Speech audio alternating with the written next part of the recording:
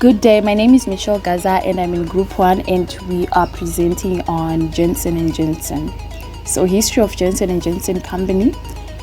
Janssen & Janssen Company is based in Belgium. Janssen Pharmaceuticals was established in 1953 by a young medical doctor called Dr. Paul Janssen. The company has functioned as an autonomous drug development subsidiary of Johnson & Johnson, J&J, since 1961. It was created with the aim of conducting pharmacological research. The objective of the company has always been the continuous development of better drugs to improve the quality of life. Unlike most pharmaceutical companies, it was created not as a subsidiary of a chemical factory, but solely with the aim of conducting pharmacological research.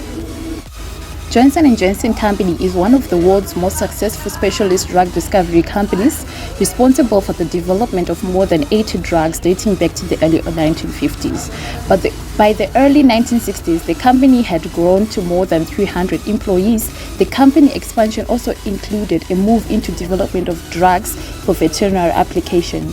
Its major breakthrough came in 1963 following the development of fentanyl, and it became the world's most prescribed anesthetic.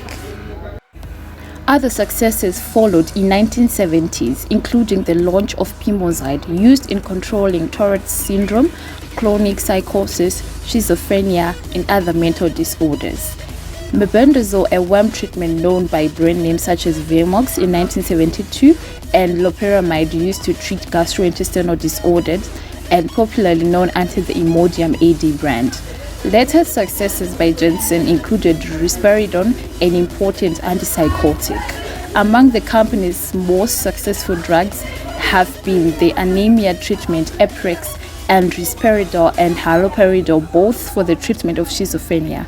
5 Janssen drugs are featured on the World Health Organization's list of essential drugs, including haloperidol, levamisole, miconazole, and ketoconazole.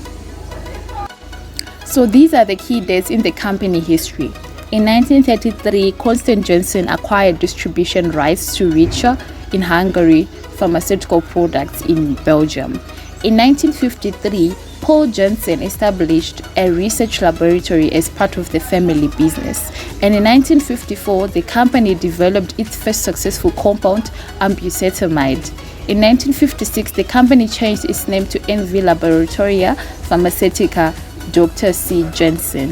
In 1959, haloperidol, a treatment for schizophrenia, was launched. In 1961, Janssen was acquired by Johnson & Johnson, and in 1964, the company's name was changed to Janssen Pharmaceutica. In 1979, Janssen Biotech was founded in Philadelphia as Synteco Biotech Incorporation with goal of developing new diagnostic assays using monoclonal antibody technology. In 1990, the company merges its global sales and marketing network with those of sister companies, which include CLEG and J&J Biotechnology, creating Janssen CLEG. In 2008, Synteco Incorporation and Ortho Biotech merged to form Synteco Ortho Biotech. Then in 2011, Janssen & Janssen acquired the name Janssen Biotech Incorporation. Moving on to biotechnology and farm biotech profile. Janssen Biotech Incorporation develops, acquires, and commercializes therapeutic and diagnostic products. It redefined the standard of care in immunology, nephrology, and oncology. Janssen Biotech, having more than 1,000 employees, harnesses innovations in large molecule and small molecule research to create important new therapeutic options.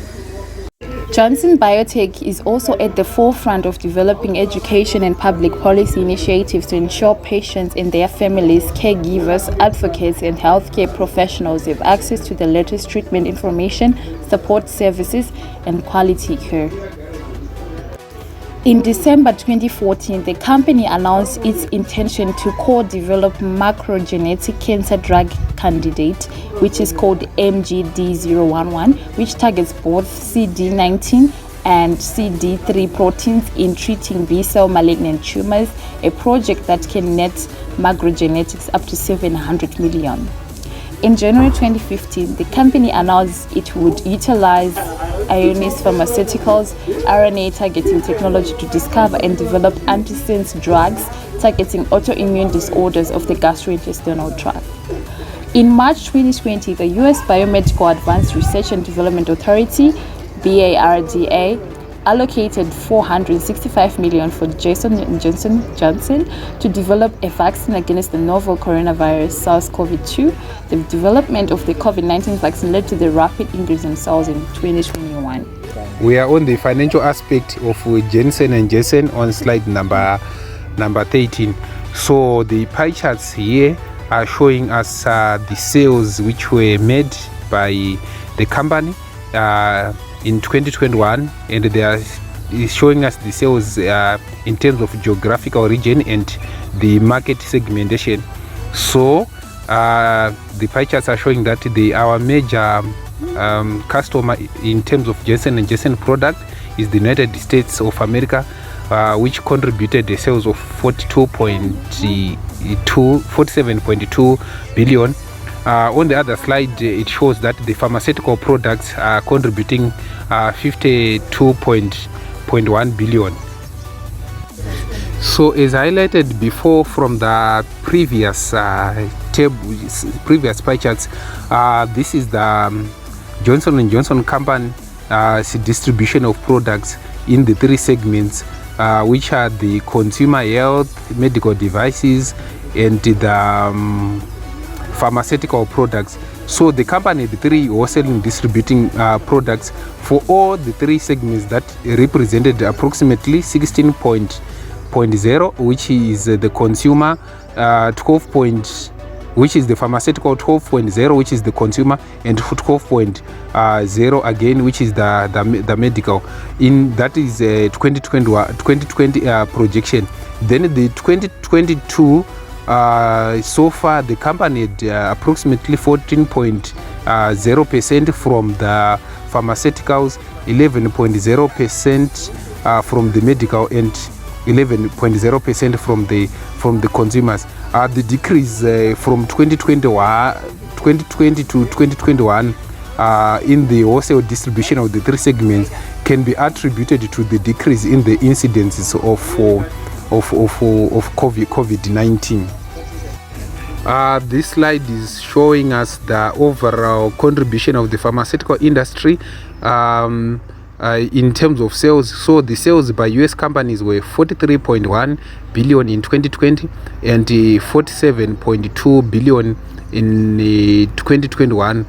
This represented an increase of 99.3% from 2.5% in the year 2020. So in terms of annual growth projection, that is worldwide, US and international sales, you would see that in terms of the annual growth annual growth projection in the international, in the next 5 years there is going to be a steady annual growth, or at least in the next 10 years you might discover a decline, a slight decline in the worldwide growth. But in terms of the US, there's going to be a steady increase of the Johnson & Johnson products in the US market. So the diagram here, or the charts here, are just showing us the earnings before provision for taxes. So this is it's in percentage of the sales before the incomes and before the taxes were factored in.